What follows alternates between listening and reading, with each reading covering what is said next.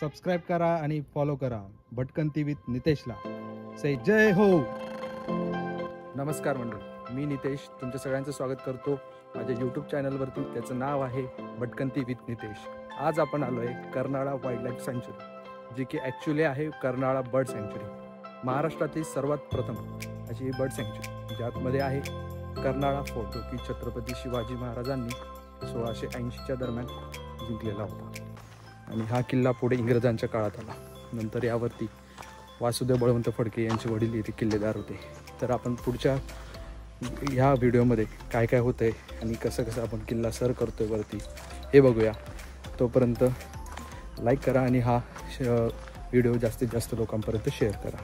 मित्रांनो, आपण सध्या उभे आहोत मुंबई गोवा हायवेवरती, पनवेलपासनं 12 किलोमीटर अंतरावरती. आपण बघू शकता इथे कर्नाळा पक्षी अभयारण्य म्हणून एक पाटी लागलेली आहे. तुम्ही इथे येण्यासाठी पनवेल स्टेशनपर्यंत या.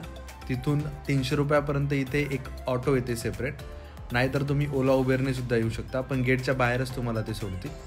त्यानंतर तुम्हाला इथे यायचं असेल तर ST महामंडळाची बस पकडा पनवेलपासनं, जी की अलिबाग किंवा पेनला जात असेल. ती नक्की इथेच थांबते आणि तुम्हाला ड्रॉप एकदम सोप्या पद्धतीने मिळू शकतो.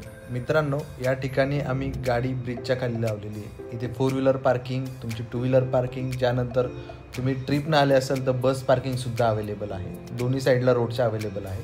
त्यानंतर आम्ही इथे तिकीट काढणार आहोत. त्याआधी इथे आपण सूचना दिलेली आहे ती बघू शकता, की तर कोणत्याही प्राण्याला इथे त्रास देणार नाही याची दक्षता घेण्यात आलेली आहे. या ठिकाणी पर पर्सन 60 रुपये, असे 120 रुपये आणि गाडी पार्किंगचे 50 रुपये, 2 व्हीलर असल्यामुळे असे 170 रुपये एंट्री फीस भरल्यानंतर बॅगची चेकिंग करण्यात आली. प्लास्टिक, चॉकलेट्स, वेफरचे पॅकेट्स इथे अलाउड नाही आहे. ते सगळे घेऊन आम्ही चेकिंग करून आम्ही मध्ये चाललेलो आहे.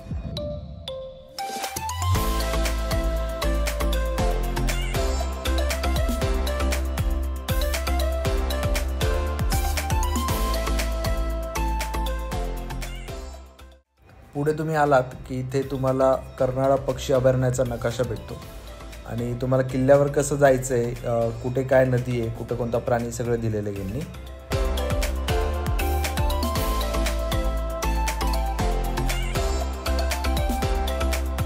या ठिकाणी आपल्याला दिसतं आहे की व्ह्यू पॉईंट्स दिले आहे कर्नाळा बर्ड सँच्युरीमध्ये, ज्याच्यामध्ये आहे सँच्युरी व्ह्यू पॉईंट, जो की ट्रेक स्टार्ट झाल्यानंतर 200 मीटर अंतरावरती आहे. त्यानंतर आहे नागेश पॉईंट, जो की 1200 मीटरवरती आहे ट्रेकपासनं.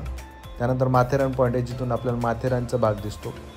तो जवळपास 2400 ते 2300 मीटरपर्यंत आहे. आणि त्याच्यानंतर बर्ड वॉचर्स पॉईंट आहे, जो की डायरेक्ट किल्ल्यावरती आहे. तिथून आपल्याला पूर्ण अलिबागच्या साईडचा एरिया, पेनचा एरिया, त्यानंतर इकडे बोरघाटचा एरिया, पनवेल, कर्जत असा सगळा एरिया दिसतो इथून. पुढे तुम्ही आल्याच्यानंतर इथे एक पाटी बघू शकता, कर्नाळा किल्ल्याकडे जाणारा मार्ग.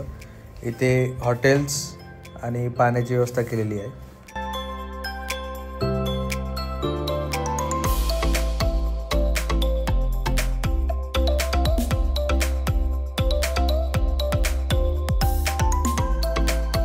इथं पुढे आल्याच्यानंतर पिंजऱ्यामध्ये एक मोर कैद करून ठेवलेला आहे आणि त्याच्या बाजूला बहिरी ससाना नावाचा पक्षी आहे.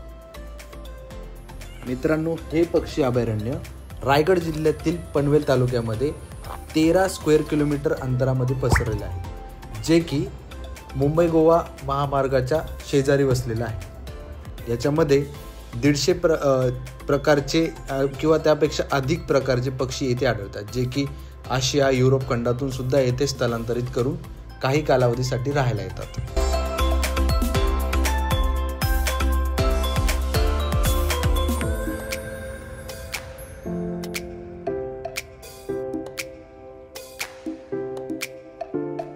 मित्रांनो, कर्नाळा फोर्टचा आता थोडासाच पार्ट राहिलेला आहे जंगलाचा, पण तो टफ आहे. तुम्ही बघू शकता की पूर्ण असं वरती ना पायऱ्या आहे ना काही. आज जरा रविवार असल्यामुळे जास्त गर्दी होती आणि गर्दीमध्ये आम्हाला व्हिडिओ काढायला आवडत नाही.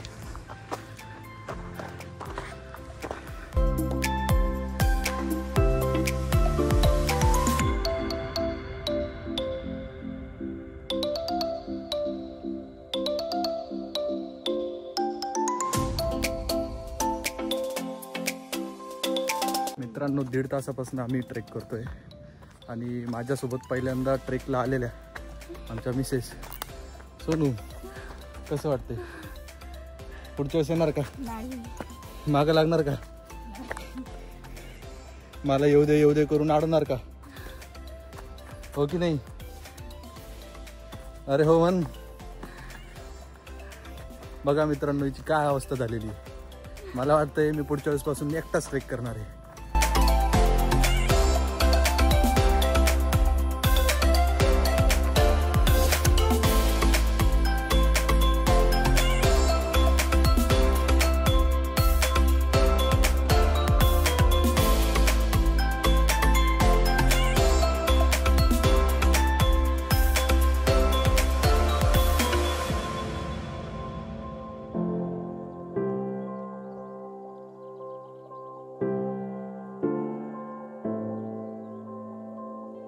सध्या आम्ही एका दगडांच्या पॅचवरती आहे. असे किल्ल्यावरती जाण्यासाठी 5 ते 6 पॅच लागू शकतात, जिथे तुम्हाला धरण्यासाठी रेलिंग पण लावलेली आहे. आणि आमच्यासमोर ही छोटी मुलगी आहे जी की तिच्या आईवडिलांचं काहीच ऐकत नाही आणि नुसती पळत सुटलेली आहे. कितवीला आहे तू?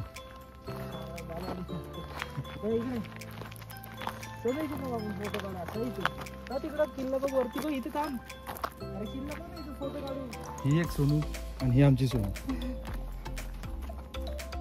हा किल्ल्याच्या आधीचा लास्ट पॉइंट आहे, जिथे तुम्ही असं प्लेन पठार आहे, त्याच्या दोन्ही साईडला दरी आहे. एका डाव्या साईडला तुम्ही माथेरान बघू शकता आणि उजव्या साईडला तुम्हाला मुंबई गोवा हायवे दिसेल आणि दोन्ही साईडला जंगल आहे. मी तुम्हाला झूम करून दाखवण्याचा प्रयत्न करतोय. हा मुंबई गोवा हायवे आहे.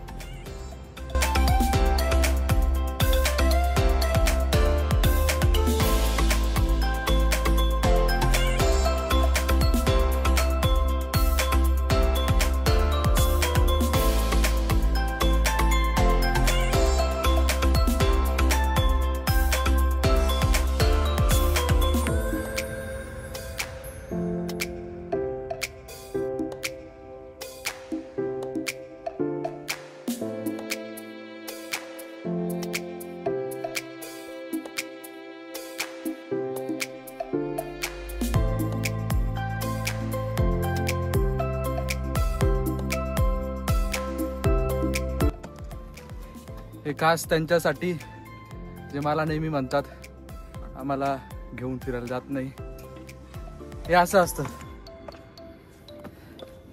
त्याच्यामुळे तुम्हाला घेऊन जात नाही.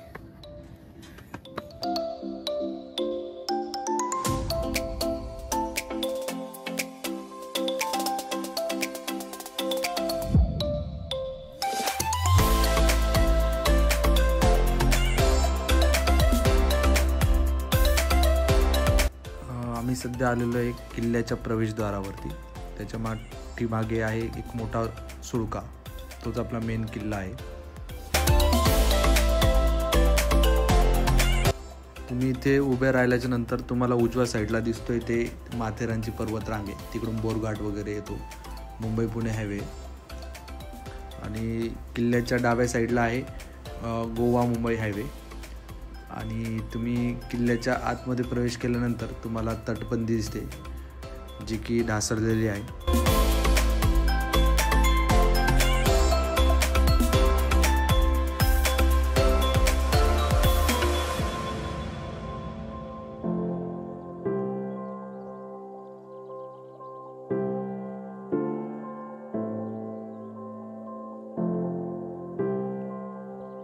मित्रांनो, हे आहे धान्य कोटा. इथे पहिले धान्य साठवलं जायचे आणि आता सध्या त्याची पडलेली अवस्था आहे. इथून 2 दरवाजे आहेत. एकाच दरवाजाने निघता येतं आणि एक दुसऱ्या दरवाजाने बाहेर जाता येतं. आतमध्ये पूर्ण झाडं गवतं वगैरे वाढलेले आहेत.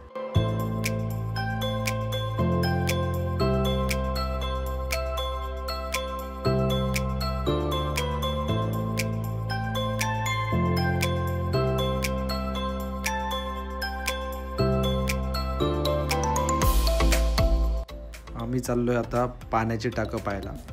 इथे भरपूर प्रमाणात पाण्याची टाके या सुळक्यामध्ये कोरलेली आहेत. सध्या याच्यात जरी पाणी गढूळ आणि शेवाळलेलं दिसलं तरी जुन्या काळामध्ये याच्यातूनच पाणी पिलं जायचं, पण आता काही काही लोकांनी इथं आपले कोरीव काम केलेलं आहे, जे की एकदम चुकीचं आहे आणि ते आता खोडलाही जात नाही.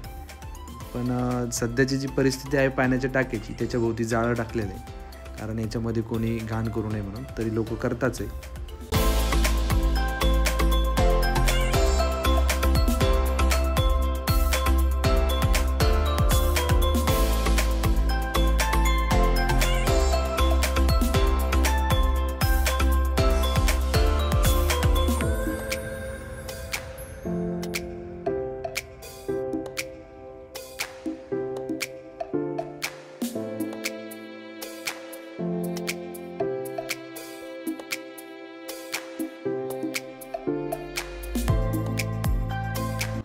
या पायऱ्याच्या मार्गाने आम्ही पाठीमागच्या दरवाजाने किल्ल्याच्या बॅक साईडला जातो आहे. या किल्ल्याचा इतिहास जर बघितला तर देवगिरीचे जे यादव होते आणि तुघलक शासक होते, यांच्या अंतर्गत किल्ला सुमारे 1400 वर्षांपूर्वी बांधला गेला होता.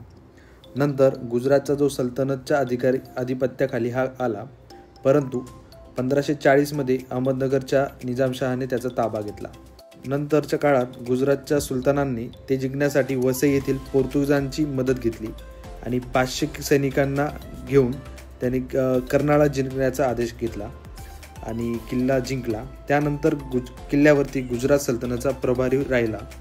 त्यानंतर पुढं चालून कर्नाळा किल्ला निजामशाही संपले आणि त्यानंतर तो स्वराज्यामध्ये आला. स्वराज्यामध्ये शिवाजी महाराजांनी 1670मध्ये तो किल्ला स्वराज्यामध्ये आणला. त्यानंतर त्यांच्या मृत्यूनंतर औरंगजेबाने त्याचा ताबा घेतला आणि या किल्ल्यावरती काही काळ मोगल सत्ता राहिली. पुढे चालून कर्नल प्रोथरने हा किल्ला जिंकून 1818मध्ये ब्रिटिश ईस्ट इंडिया कंपनी येथे स्थापन केली. त्यानंतर स्वातंत्र्य सैनिक वासुदेव बळवंत फडके यांचे आजोबा या किल्ल्याचे किल्लेदार होते.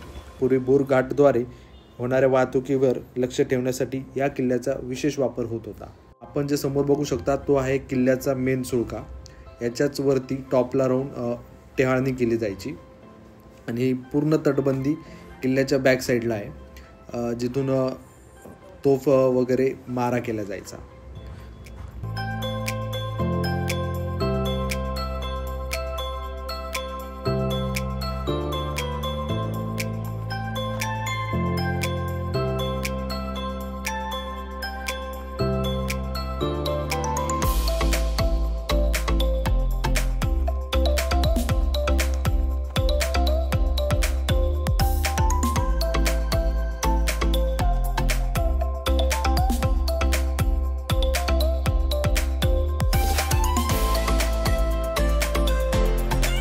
सशस्त्र क्रांतीचे जनक जे क्रांतीवीर वासुदेव बळवंत फडके होते, यांचे वडील इथे किल्लेदार होते. त्यांच्या स्मरणार्थ इथे एक पाटी लावण्यात आलेली आहे.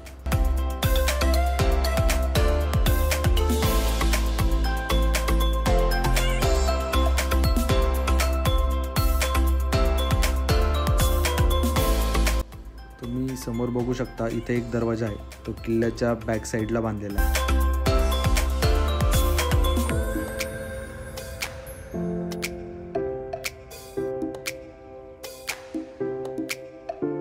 या किल्ल्यावरतीच करणाई माता मंदिराचे एक छोटेसे देऊळ आहे, जे की तुम्हाला वासुदेव बळवंत फडके यांच्या पाटीच्या शेजारीच भेटेल बघायला. मित्रांनो, कंप्लीट 2 तास लागलेले आहेत वरती यायला. सुंदर असा अनुभव आहे, एकदम मस्त वातावरण. शक्यतो तुम्ही हिवाळ्यात यायचा आणि सकाळी यायचा प्रयत्न करा, म्हणजे तुम्हाला अजून चांगल्या प्रकारे एक्सप्लोर करता येईल. रविवार काळा गर्दी असते. मित्रांनो, दुपारी 2 ते 3 वाजेपर्यंत तुमचा हा ट्रेक इझिली कंप्लीट होऊ शकतो, जर तुम्ही सकाळी लवकर आलेत तर. आणि अमेझिंग असा हा जंगलाचा व्ह्यू तुम्ही बघू शकता. शांतता, एक निसर्गाचा आस्वाद आणि पक्ष्यांचा पूर्णपणे आवाज तुम्ही इथे घेऊ शकतात. त्यामुळे नक्की कर्नाळा किल्ल्याला भेट द्या आणि कर्नाळा पक्षी अभयारण्याचा पूर्ण तुम्ही आनंद घ्या. मित्रांनो, तुम्हाला तर आता हे आपल्या वानर बंधूंनी सुद्धा सांगितले की लाईक करा, शेअर करा आणि सबस्क्राईब करा. आता तरी करा, ऐका आहे त्यांचं.